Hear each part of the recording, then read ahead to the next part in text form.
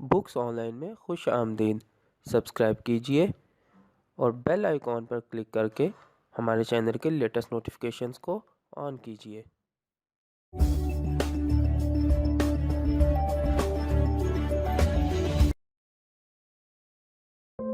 अऊज़ु बिल्लाहि मिनश्शैतानिर्रजीम बिस्मिल्लाहिर्रहमानिर्रहीम। आज हम मुमताज़ मुफ्ती की किताब अलीपुर के अली के 31वें हिस्से के साथ हाजिर हैं। इस वक्त हम इस किताब के जिस चैप्टर को पढ़ रहे हैं उसका नाम है शहजाद। आज हम इस किताब के सफ़ा नंबर 263 से आगाज़ करेंगे। आइए शुरू करते हैं। बा अदब बा मुलाहिज़ा होशियार। एली ने आगा की तरफ देखा। वो दूर जा चुका था।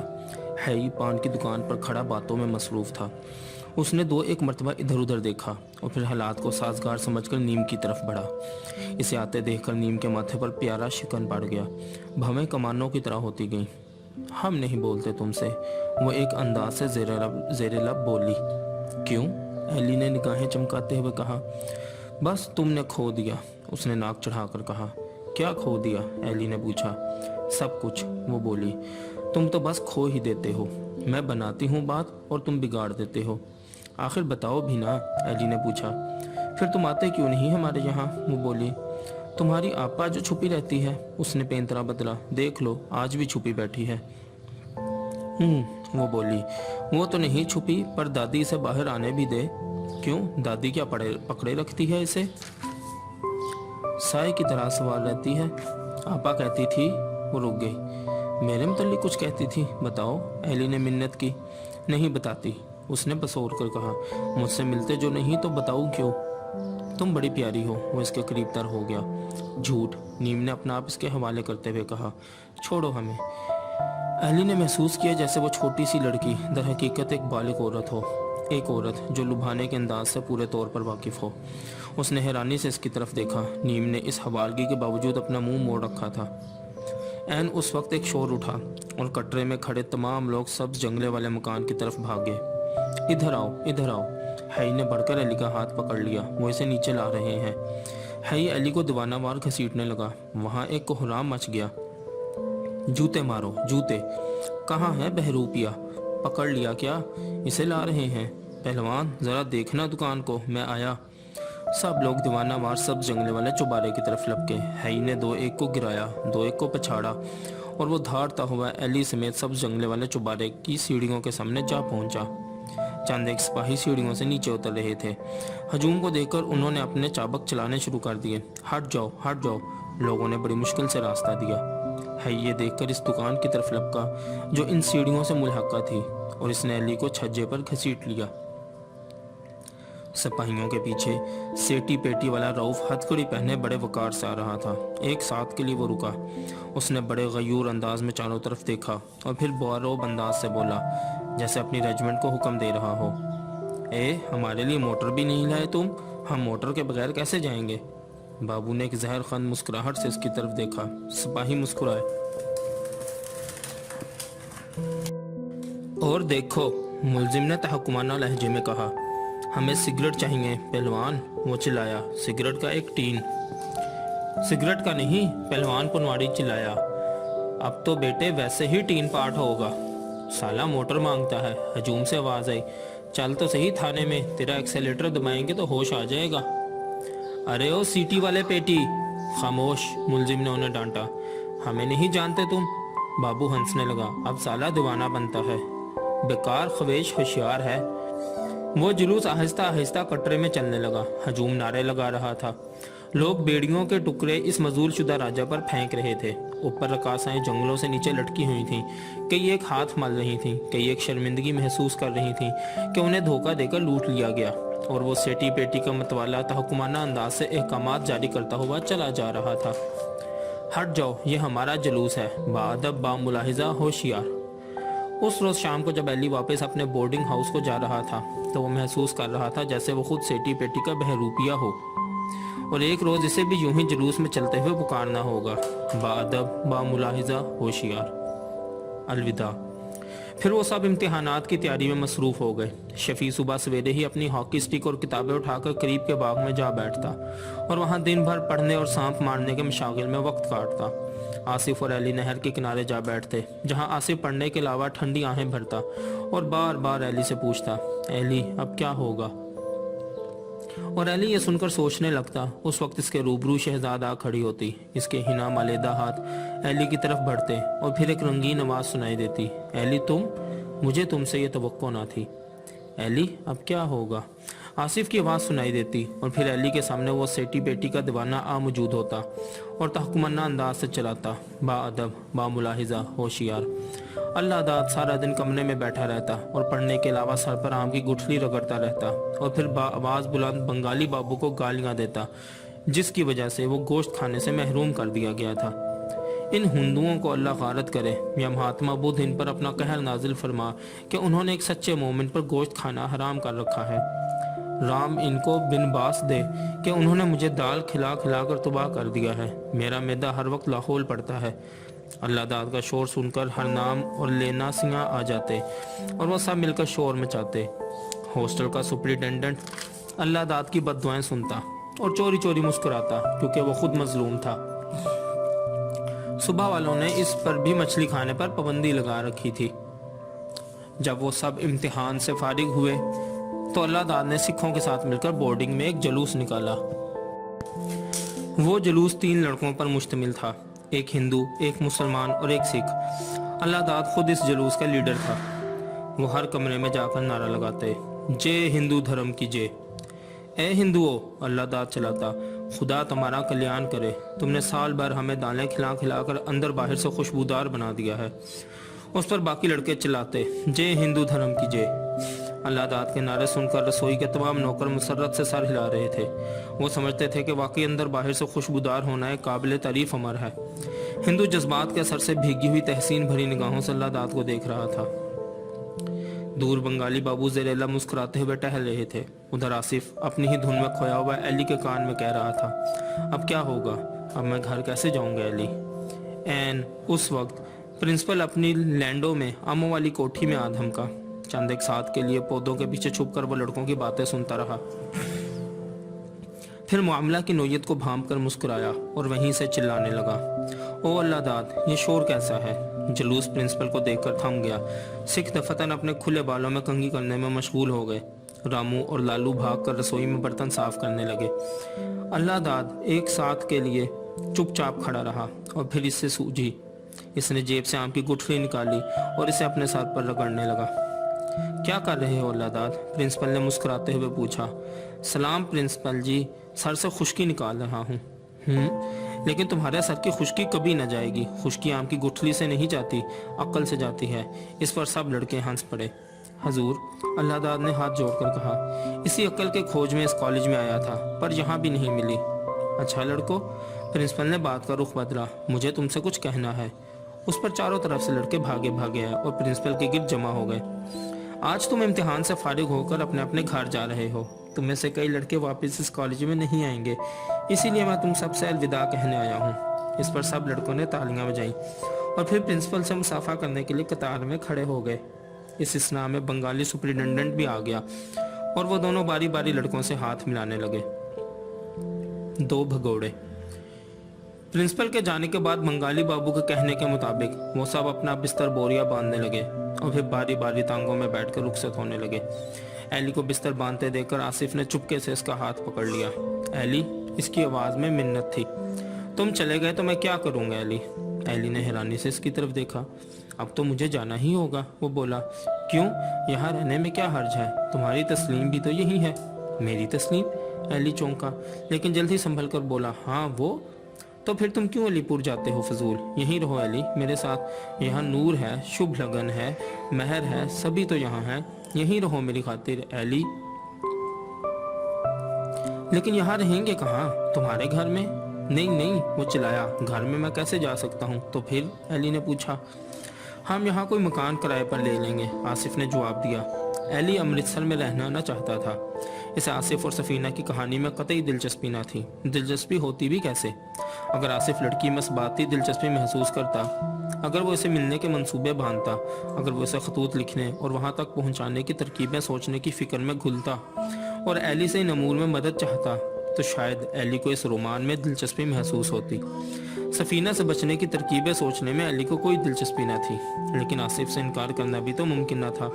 और वैसे भी शहजाद की कशिश के बावजूद, इन हिनाई नागों के सहर के बावजूद वो अलीपुर जाने से डरता था। वो शहजाद के कुर्ब से डरता था, वो इन लटकी हुई गोरी बाहों से डरता था जिनमें उलझने की ज़बरदस्त आरजू इसके सीने में सुलग रही थी। दर हकीकत उस वक्त वो दोनों, आसिफ और अली, भगोड़े थे और इनका वो अनोखा फरार इन उलझनों का हामिल था जो बंधनों की पैदावार होती हैं।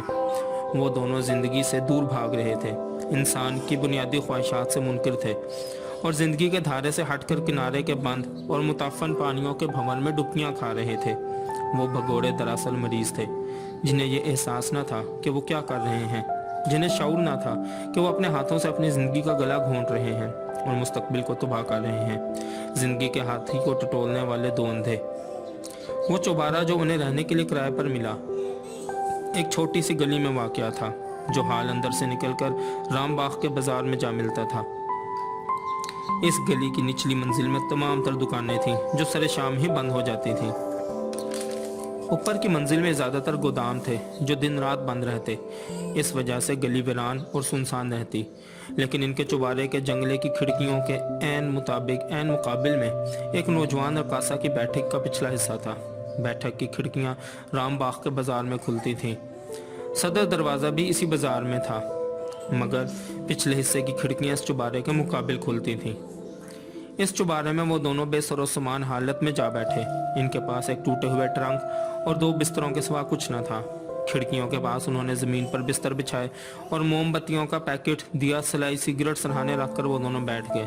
चंद एक मिनट के लिए वे अजनबी माहौल के मुतालिक बातें करते रहे, फिर खामोश हो गए। खामोशी गहरी होती गई और गली की वीरानी और इसके अक में बाजार का दबा दबा शोर खौफनाक सूरत इख्तियार करते गए, हत्ता कि रात के अंधेरे ने इसे और भी भयानक बना दिया।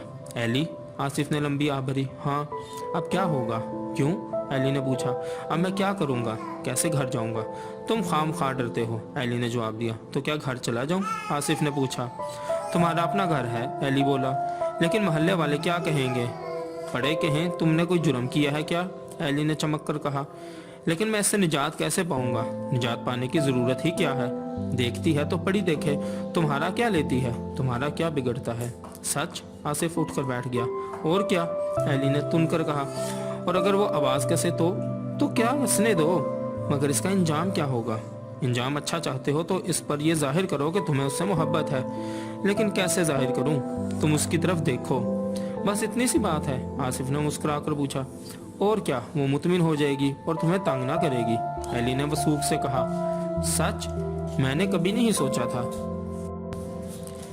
इसके बाद आसिफ खामोश हो जाता और किसी गहरे ख्याल में खो जाता और देर तक वो दोनों चुपचाप लेटे रहते। फिर दफातन आसिफ चौंकता। मगर एली, आसिफ मदम आवाज़ में कहता, जैसे अपने आप से कह रहा हो, इस तरह तो बात बढ़ जाएगी। हाँ, बात तो बढ़ जाएगी, तो फिर क्या होगा? तो फिर एली सोच में पड़ जाता। अगले रोज़ सुबह सवेरे ही आसिफ ने एली को जगाया। एली, एली, इसने इसे झंझोड़ा। एली के बेदार होने पर वो मुस्कुराने लगा। इसकी आंखों में अजीब सी फुहार पड़ रही थी। एली, वो चिल्लाया, चलो मैं तुम्हें दिखाऊं, चलो ऊपर कोठे पर। ऊपर? एली ने हैरानी से पूछा। हाँ, वो बोला, वो कोठे पर खड़ी है। वो यहाँ, इस कोठे पर? अपने घर के कोठे पर यहाँ से साफ नजर आता है। आओ मैं तुम्हें दिखाऊं। लेकिन वो कौन? एली को कुछ समझ में नहीं आ रहा था। भाई वही, आओ ना, वही तुम्हारे वाली सफीना। हाँ हाँ वही, कोठे से साफ दिखाई देती है, अपने घर की छत पर खड़ी है। लेकिन तुम्हारा मोहल्ला तो दूर है यहाँ से। नहीं तो इस चुबारे के ऐन पिछवाड़े में है। ये हॉल बाजार के पीछे इस कटरे के बाएं हाथ। लेकिन एली को यकीन न आता था। रास्ता घूम फिर कर जाता है, वैसे यहाँ से करीब है, चलो ना। बेचारी खड़ी मेरी राह देख रही होगी, अभी तक हिम्मत नहीं हारी। हालांकि मुझे घर से निकले इतनी देर हो चुकी है। हद कर दी उसने, ये तो मेरी जान लेकर ही छोड़ेगी। कोठे से एली ने इसकी तरफ निगाह उड़ाई जिधर आसिफ इशारा कर रहा था। चारों तरफ मुंडीनों, कोठों और छतों का एक तूफान फैला हुआ था और वो मुंडीरें और छतें एक दूसरे से शाने जोड़कर खड़ी थीं, जैसे एक दूसरे का सहारा ले रही हों। ऐसे मालूम होता था जैसे मकानात मस्मार होने के बाद मलबे के ढेर बन गए हों और इन ढेरों में चंद बालिश्तिगे चल फिर रहे हों। वो देखो वो, आसिफ शर्माते हुए बोला। वो जो नीली बरसाती के पास जर्द रंग की मुंडेरों वाली छत है और इसके करीब मैले से कोठे पर, वो जिसके पीछे बड़े बड़े सुराख हैं दीवार में, इन पर्दों के पास वो सफ़ेद कपड़ों में मलबूस लड़की है ना, आई नज़र, बस वही है, देखा? गौर से देखने के बावजूद एली को छतों के अंबार के सिवा कुछ दिखाई ना दिया, लेकिन आसिफ के असरार से बचने के लिए इसने कुछ देर के बाद हाँ हाँ वो कहना ही पड़ा। अब देख लो, आसिफ बोला, यूं खड़ी रहती है जैसे पत्थर का बुत खड़ा हो। हाँ, एली बोला, तुमने तो इसे पत्थर का बना दिया। सच? आसिफ ने मुस्कुराते हुए एली की तरफ देखा। वो भी यही कहती है। सच कहती है वो, एली ने जवाब दिया। तुम भी यही समझते हो क्या? आसिफ ने आह भर कर पूछा। तुम इसे ख्वामख्वाह तबाह बर्बाद कर रहे हो आसिफ, एली गुस्से में बोला। मैं? आसिफ ने मजलूम निगाहों से इसकी तरफ देखा। हाँ तुम, एली चिल्लाया। नहीं नहीं, ऐसा ना कहो, आसिफ ने मिन्नत की। उसे तुमसे मोहब्बत है, एली ने जवाब दिया, इसीलिए तुम इसे जलील कर रहे हो। क्या वाकई मोहब्बत है इसे? आसिफ ने पूछा। जाहिर है, और क्या, एली ने जवाब दिया। मैं तो समझता हूँ कि इसका मकसद सिर्फ मुझे बदनाम करना है। तुम पागल हो आसिफ। क्यों? वो चिल्लाया। क्या इस तरह वो खुद बदनाम नहीं होती? इसे बदनामी की परवाह नहीं, लड़की होकर बदनामी की परवाह नहीं। कितनी अजीब बात करते हो तुम। हाँ, अजीब सी ही मालूम होती है। आसिफ सोच में पड़ गया। इस किस्म की भिड़ंगी बातें करते करते दफातन वो दोनों खामोश हो जाते। आसिफ न जाने किस सोच में पड़ जाता और एली का जी चाहता कि इसका भी तो कोई इंतजार करे, इसके लिए भी कोई छत पर खड़ी रहे हत्ता कि सुबह से शाम हो जाए। इसके लिए वो सारी दुनिया का मुकाबला करने को तैयार था, सारी दुनिया को ठुकराने के लिए बेताब था। फिर दफातन एक धुंधली सी शक्ल एली की निगाहों तले वाज़ेह होने लगती। वो दो सफ़ेद बाहें लटकती, दो शंगरफी हाथ बढ़ते और माथे के ऐन दरमियान में एक सियातिल उभर आता। शहजाद मुस्कुराती और कहती, एली तुम, क्या तुम दुनिया वालों की परवाह करते हो? उस वक्त एली खामोश हो जाता और आसिफ की आवाज़ सुनकर चौंक पड़ता और इसका वो हसीन ख्वाब टूट जाता। इस तरह एक दूसरे से दूर, एक दूसरे से बेगाना, वो दोनों करीब करीब बैठे रहते और दीवानों की तरह इस उजड़े हुए मुंडीरों के ढेर की तरफ देखते रहते। निराली तजवीज़। एक रोज़ आसिफ बोला, एली कोई ऐसा तरीका नहीं क्या कि वो झूठी साबित हो जाए और मैं ऐसा ताना दे सकूं? एली को बात समझ में न आई। मैं नहीं समझा। वो बोला, मतलब यह है कि मैं इसे कोई ऐसी फरमाइश करूं जो वो पूरी ना कर सके और फिर मैं इससे कहूं बस देख ली तुम्हारी मोहब्बत। ये तो सीधी सादी बात है, एली चिल्लाया। इसे कह के यूं एलानिया तुमसे मोहब्बत इजहार मोहब्बत ना करे। आसिफ ने नफी में सर हिलाया। ये वो नहीं मानती, कोई और बात हो। कोई और बात? एली सोच में पड़ गया। देर तक वो दोनों खामोश रहे। फिर दफतन एली ने चुटकी बजाई। बन गई बात। क्या? आसिफ ने पूछा। इससे बेहतर तजवीज़ नहीं हो सकती, एली ने खुशी से उछल कर कहा। क्या तजवीज़ है? आसिफ शौक से एली के करीब तर हो गया। लेकिन इस पर अमल करने के लिए तुम्हें घर जाना पड़ेगा, एली बोला। हाँ, आसिफ बोला, मैं चला जाऊंगा, बताओ तो। जब तुम घर जाओ तो कोठे पर चले जाना, एली ने गर्मजोशी से कहा। घर जाता हूँ तो कोठे पर तो ज़रूर जाया करता हूँ, अगरचे लोटा लेकर जाता हूँ वैसे ही दिखाने को, आसिफ बोला। और वो कोठे पर आ जाएगी ना? हाँ, वो तो अक्सर कोठे पर ही रहती है और मुझे देखते ही एलानिया सलाम करती है झुककर, बड़े अदब से। आसिफ हंसने लगा। आपकी मर्तबा वो सामने आए तो इसे इशारा करके अपनी कमीज़ के निचले कोने को पकड़कर ऊपर उठाना, यहाँ तक कि बाजू सर के ऊपर अंगड़ाई की सूरत मोहल्लक हो जाए। इससे क्या होगा? आसिफ ने पूछा। इससे कमीज़ का अगला हिस्सा ऊपर उठ जाएगा। फिर? आसिफ इसके करीब तर हो गया। फिर तुम्हारा सारा जिस्म नंगा हो जाएगा। लेकिन इसका फ़ायदा?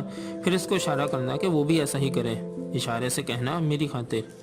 यूँ करने से तो इसका जिस्म भी नंगा हो जाएगा, आसिफ घबरा कर बोला। हाँ, एली ने बड़े फ़ख्र से कहा।